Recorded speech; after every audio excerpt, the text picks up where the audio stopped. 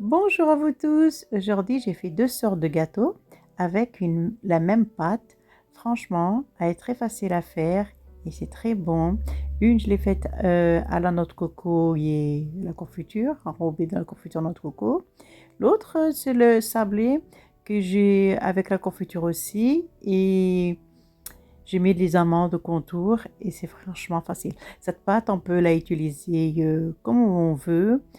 On peut faire plein de sortes. Moi, j'ai fait 2 sortes avec et c'est suffisant pour moi. Mais vous pouvez faire autant que vous désirez et aromatiser ce que vous aimez. On va commencer avec 350 g de sucre, 6 œufs, 375 ml de l'huile, de la farine selon le mélange, 3 sachets de vanille et 3 sachets de levure chimique. On va commencer à mélanger bien au batteur le sucre et les œufs. Voilà. Et je rajoute les sachets de vanille aussi. Voilà. Voilà. On va bien battre tout ça avec un feu électrique ou bien un manuel, comme vous désirez. Bien, jusqu'à ce que ça a bien blanchi un petit peu. On rajoute les 375 ml de l'huile. On continue à battre un petit peu. Voilà. Alors, on va rajouter la farine petit à petit. Là, la consistance de la pâte soit ni très dure ni très molle. Voilà, je vais rajouter en petite quantité d'abord. On va mélanger. Là, j'utilise ma spatule pour le moment. Voilà. On continue ainsi de suite jusqu'on obtient une pâte maniable. Et je vais rajouter la levure chimique, les 3 sachets. Chaque sachet est mieux. C'est 8 grammes. Chaque sachet, c'est 8 grammes. Voilà. Bien mélanger. C'est mélangé. On ne travaille pas la pâte. C'est pas la même chose qu'une pâte à pain, etc. Donc la pâte à pain, on la travaille. Là, les gâteaux, on ne les travaille pas. On mélange délicatement. Donc, c'est juste pénétrer la farine constamment. Voilà. Continue ainsi de suite. Et je ne la travaille pas, juste je mélange bien pour que la farine, elle pénètre bien. Voilà, vous voyez, la pâte, elle est maniable et collante. C'est parfait.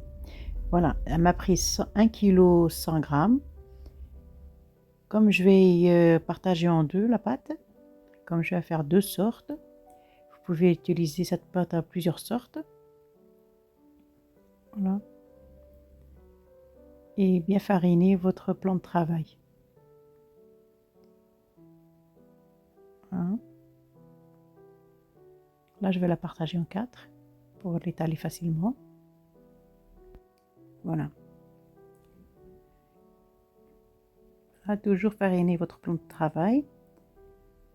Hein, parce que la pâte, elle colle. Voilà. On va l'étaler, pas trop finement. La grosseur que vous désirez. Parce qu'elle va gonfler un petit peu. Donc, je ne fais pas trop finement, pas trop gros non plus. C'est entre les deux. Voilà. Je vais porter, voilà, un porte-pièce que je vais utiliser, rond. N'importe quel porte-pièce que vous avez. On va couper et disposer sur un plat qui allait au four. Et préchauffez d'abord votre four à 160 degrés et les faire cuire pendant 10 minutes environ. Chacun connaît son four et vérifiez la cuisson. Et la cuisson doit être ni très dorée, il faut qu'elle soit très peu dorée. Voilà. Elle doit être entre blanc et doré. Voilà. C'est pas une pâte qui doit trop cuire. Voilà. On va continuer ainsi de suite comme ça. Là, je vais faire la deuxième sorte. L'étaler la même chose, bien sûr. Et voilà, mon porte-pièce que j'ai choisi. Bon, c'est la première fois que je vais l'utiliser, donc je ne vois pas comment ça fonctionne. Voilà. On va le découvrir en même temps. On va voir. Voilà, ça coupe des ronds sans la décoration. Voilà. Je crois qu'il faut que j'appuie trop fort pour que la déco, elle coupe au centre. Ah oui, voilà. On va faire ça jusqu'à épuisement de la pâte. Et la même chose, on va les cuire environ 10 minutes au four. Et la même chose, là, elle doit être ni trop dorée, ni très... Elle doit rester presque blanc. Voilà, environ 10 minutes. Et bien sûr, vérifier la cuisson. On va continuer ainsi de suite. Voilà. Voilà, on va terminer tout ça. Oh, voilà, j'ai découvert qu'il faut le enlever. C'est pas... Voilà, les nouveaux porte-pièces, il faut toujours chercher comment les utiliser. Et après, on remet là-dedans. Voilà, j'ai terminé. On va les cuire, bien sûr. Voilà, vous voyez la couleur? Il doit être comme ça, hein. Ni très doré, ni très blanc. Voilà.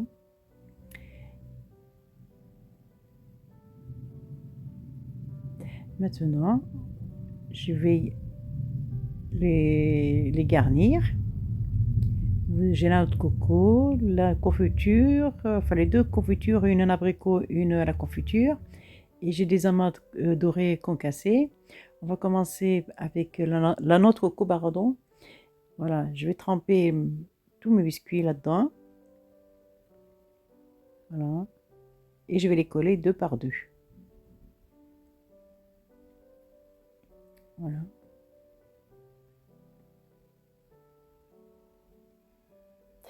Voilà, on va les coller deux par deux. Vous pouvez les coller deux par deux aussi avec chocolat, Nestlé, ce que vous aimez. Pas forcément la même chose.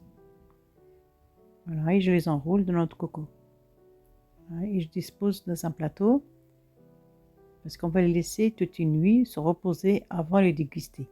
Parce que là, ils doivent être absorbés par la confiture pour qu'ils soient ramollis. Ils ne seront pas secs comme maintenant. Voilà.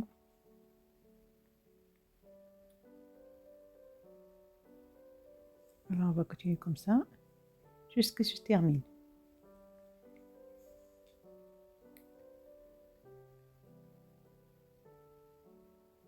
Voilà.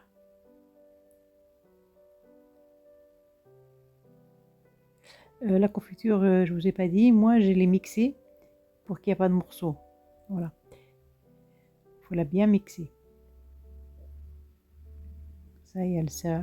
Ou bien si vous achetez la gelée, c'est encore mieux. La gelée à l'abricot. Voilà.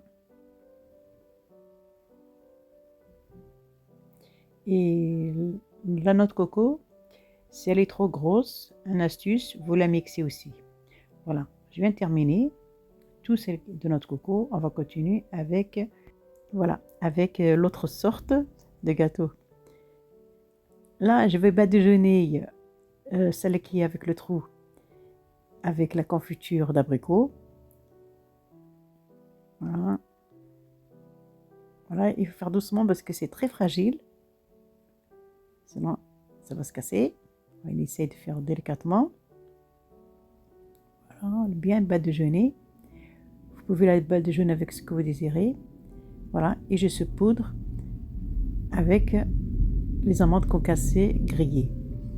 Et là, vous pouvez saupoudrer avec le sucre glace si vous désirez sans les badigeonner, ou bien à la noix de coco aussi. Là, je mets un peu de confiture au centre et l'étaler un petit peu. Là, je mets un peu trop. Je diminue.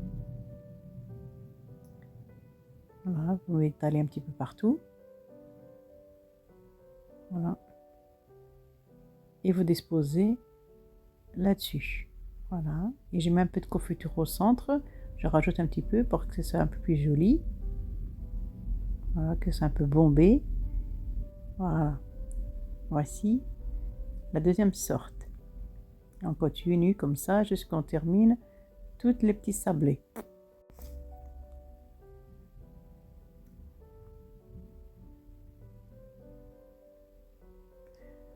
Voilà. On fait ça délicatement, bien sûr. Et on continue ainsi de suite.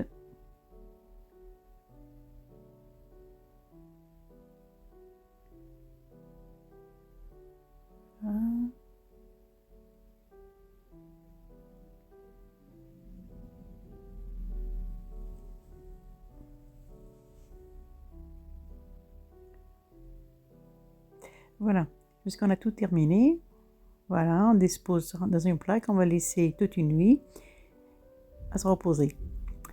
Voilà, c'est terminé. Après une nuit, voilà, ils sont bien absorbés, la confiture, ils sont figés, c'est parfait. Je vous remercie de m'avoir suivi. À très bientôt pour de nouvelles recettes.